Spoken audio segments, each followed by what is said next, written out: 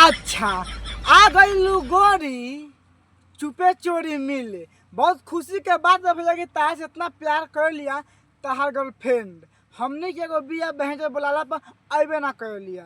तू बहुत खुश बोला, आगे बोला का करबो। तो का हाल बा? आज हम फिर से अप्लाई कर ले बानी रितेश लाल यादव एंड बुलेट राजा। भाई आज के वीडियो बहुत फार बा, बस देखो बहुत मजा आई। वीडियो बना के बस एक ही मकसद बा, एक ही मकसद है आप सभी को दिल से हंसाने के लिए, ना किसी को दिल को ठेस पहुंचाने के लिए। तो वीडियो पूरा देखम और देखला के बाद में भूल जाम। तो बिना कोनो लारवा लहसुन के आज के वीडियो स्टार्ट करते हैं। हाँ हाथ तोर बहिन चोदो बियाह कर बका। सुन तारा भाई लोग, ढोरी के नीचे वाला खोले जा डोरी। अरे भैया जान गई नी पक्का भौजी के पटा के पेलबे करबा। ए भौजी जल्दी से भाग, तो मारी कस के नु हक देबू।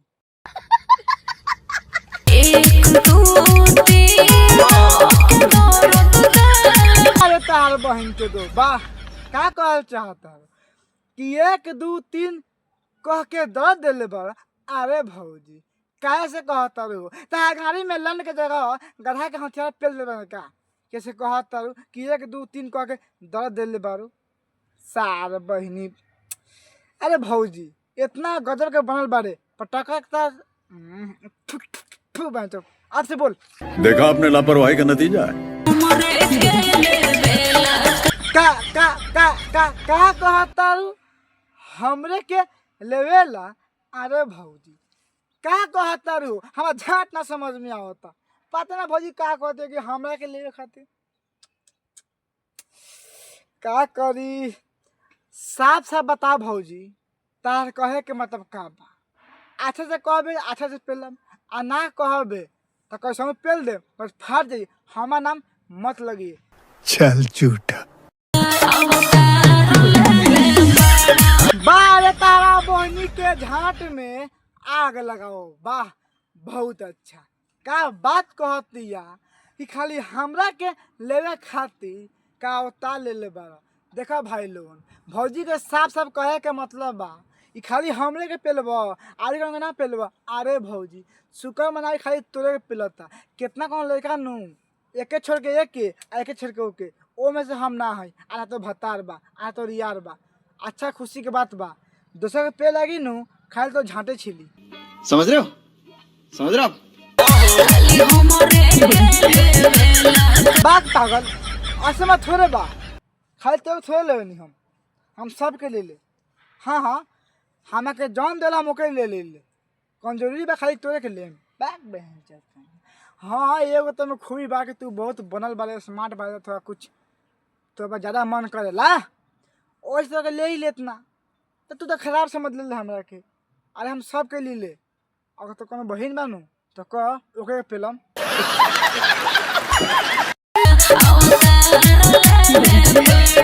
ना खाली झाट छिले खातिर छिलबू ताहार बहिन चलो खाली हमरे के लेवे खातिर अवतार ले ले बार ना। हम ताहार बहिन चलो हगिए देबू।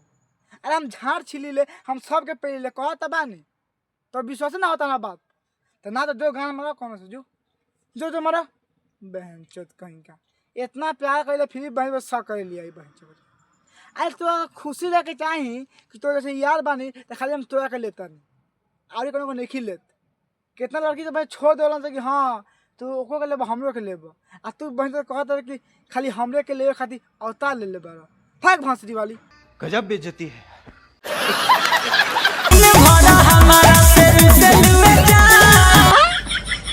दिन भर हमरा से खाली रुसेल हुए जान। हाँ तोर बहन चो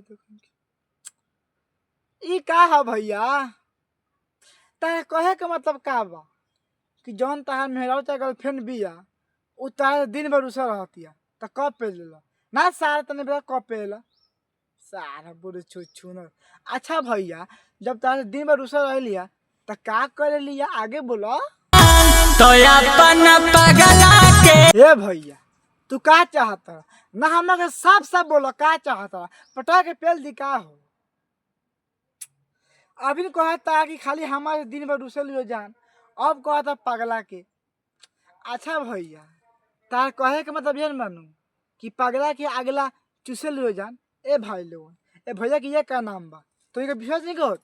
चला भैया आगे बोला तो तार क्या होता। होइया गला रोज चूसेलू। बारह साल बुढ़ छुछुनर, वाह बहुत अच्छा कि अपना पगला के खाली अगिला चूसे लुए जान। देखा तारा भाई लोग, ये कौन गाना है यार। ए भैया मैं सब तो लंचट बड़ा का हो, हम कूद के पहले दी एक तो पहले व्यू नहीं किया वीडियो पर। इतना पहले के बाद में पता ना बजो का करे के पड़ी या ना करे के पड़ी कि व्यू आई आ लोग देखी। खाली एगो कमेंट आवेला, ए भैया इतना गाली काहे देला, इतना पहले लगा। अरे भैया अब तो नहीं सुना ना गाना, खाली अगला खाली पगला के अगला काहे चूसे लिए जान। ए भैया मुठ मारे खातिर